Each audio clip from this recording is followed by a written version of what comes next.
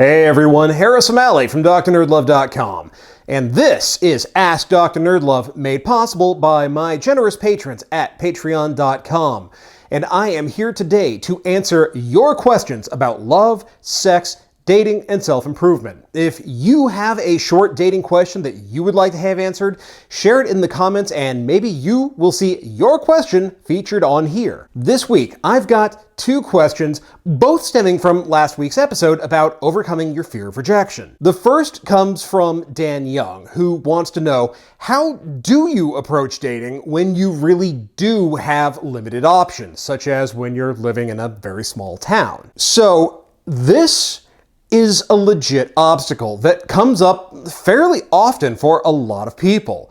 There are a lot of reasons why someone might have a limited dating pool. Sometimes it's a matter of circumstance or demographics, such as when somebody lives in a small town. Sometimes it's a matter of choice, such as for people who are in an open or polyamorous relationship. And sometimes it's due to circumstances entirely outside of their control, such as when you're gay, lesbian, bisexual, or trans. In fact, LGBTQ folks have it the worst when it comes to having a restricted dating pool. According to a Gallup poll, 4.5% of Americans identify as gay, lesbian, bisexual, or transgender. That makes them a fraction of the general population, and in some areas, the number of other LGBTQ people may well be single digits at best. Some live in areas where they very well may be the only one. And that's all assuming that they can date when being gender nonconforming or openly same-sex attracted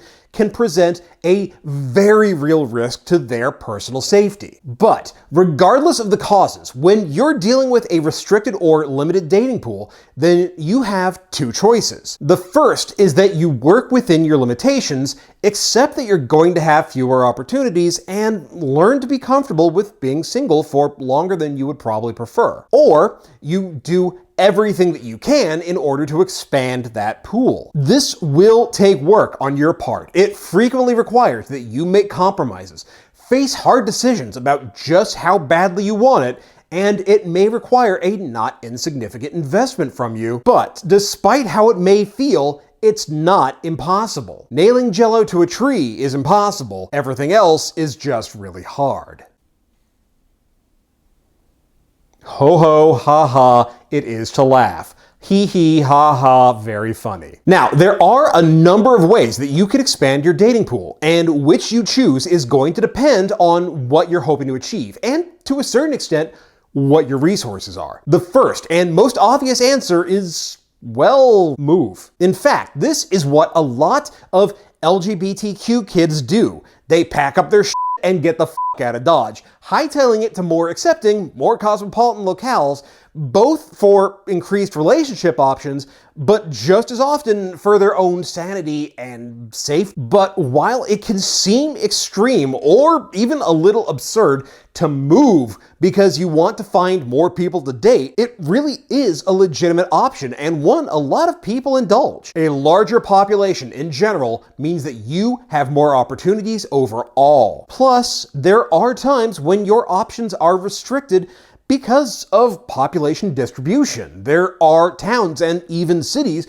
where the ratio of male to female residents is heavily skewed one way or the other. Moving to an area that has more single women or men per capita can make it easier to find a potential partner just through changing the numbers. But sometimes moving solves issues that aren't tied strictly to population or demographics. Many times the issue is actually one of culture. An observant Jew, Muslim, or Mormon, especially one who prefers to marry within the faith, is going to have a harder time finding someone in a small town in Oklahoma or Mississippi. Similarly, a gay man is going to have more opportunities for finding a relationship in Seattle or Portland than they are in, say, Arkadelphia. A liberal-leaning person may want to move someplace where they're less of an oddity, and plenty of conservative voters have expressed their struggles of trying to date in New York City. The obvious issue here is that this requires a lot from someone who's going to want to make that big of a change.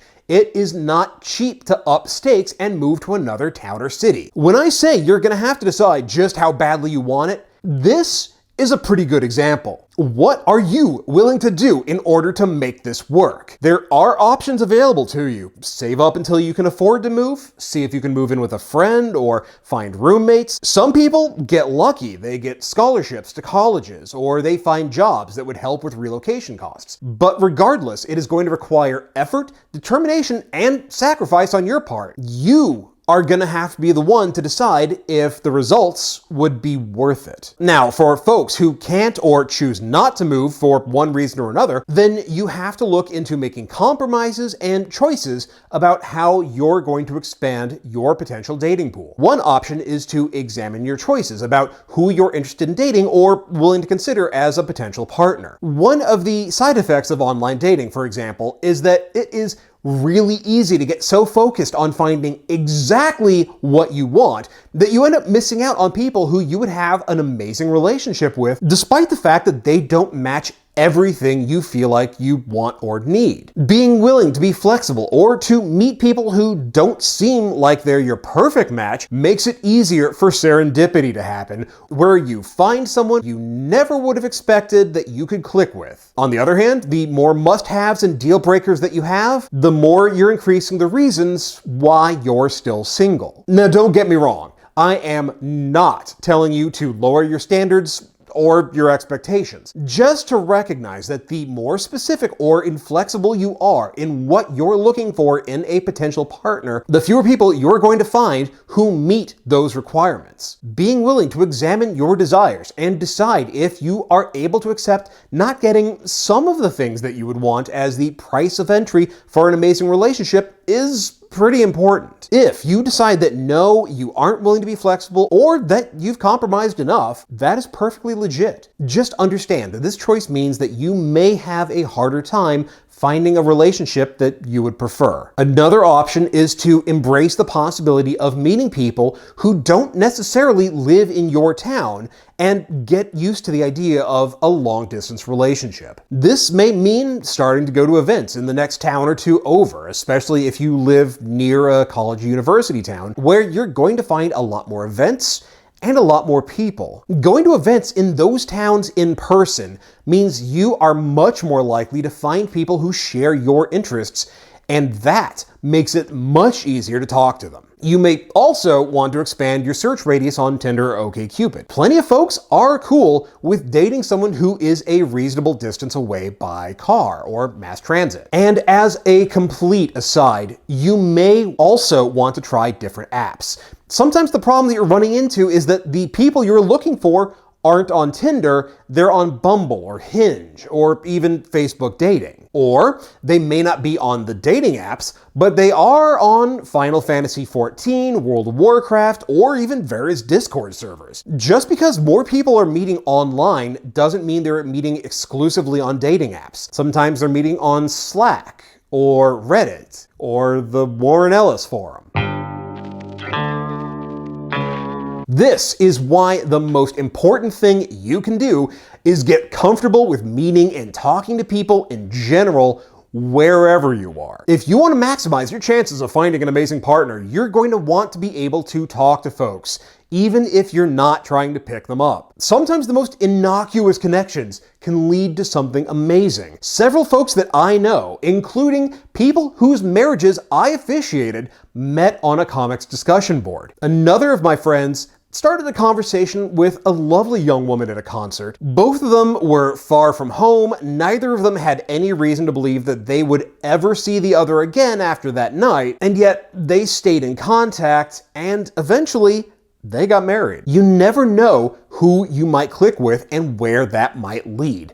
Being open to possibilities, no matter where they may happen, increases the odds that something incredible could happen to you. Our next question comes from Memer. He wants to know what to do when he feels like women are so abundant that he can afford to wait for perfection, and he feels like this is sabotaging his chances of finding a long-term relationship. So the issue here is that this isn't about abundance. This is actually FOMO, the fear of missing out. It's the idea that there is one perfect partner, or a very few perfect partners anyway, and you run the risk of missing them. It's the fear that maybe you'll be in a relationship and then you'll discover that this other person is actually perfect for you. Which, on its face, is kind of like my waiting for Christina Hendricks to be single again. What? What do you mean she got divorced in October? The problem is that you can apply this outlook to just about anything. Meals, jobs, cars, schools. Commit to anything and you might find out that there's another option. Might be better, might not be, you don't know. Can you really afford to not find out? This is an actual psychological phenomenon. It's known as the paradox of choice.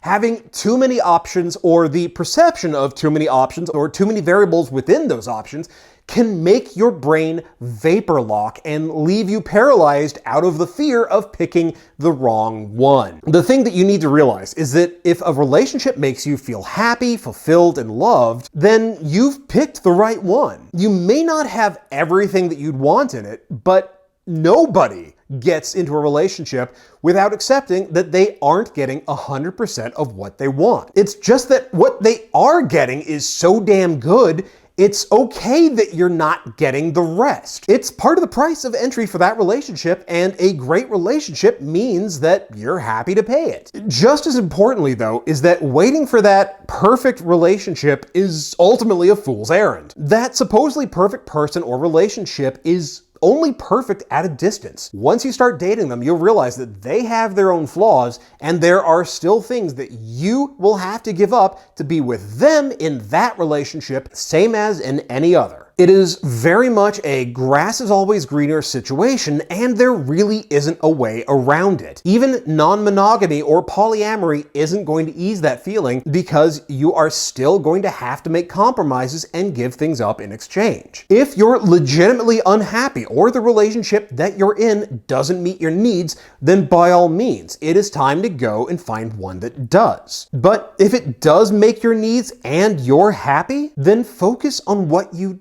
do have. Be in the moment and appreciate what you've got and express gratitude for it, especially to and for your partner. I promise you, they don't hear that nearly often enough. Just remember, it's like a wise man once said, there are a million fine-looking women in the world, but they don't all bring you lasagna at work. So that's going to do it for this week. Thanks for tuning in. If you're digging this, let me know in the comments. And if you've got a question that you want answered on here, leave that in the comments as well. Who knows? Maybe the question I'll answer next time will be yours. And if you want a guaranteed answer right away, check out my private coaching options. The priority email service may be exactly what you need. Links are in the show notes, so go check it out. Meanwhile, follow me on Twitter at @DrNerdLove. Join the NerdLove Academy at facebook.com/groups/DrNerdLove. And as always, check out my other videos, hit the logo to subscribe, and I will see you here next time with more about love, sex, and dating.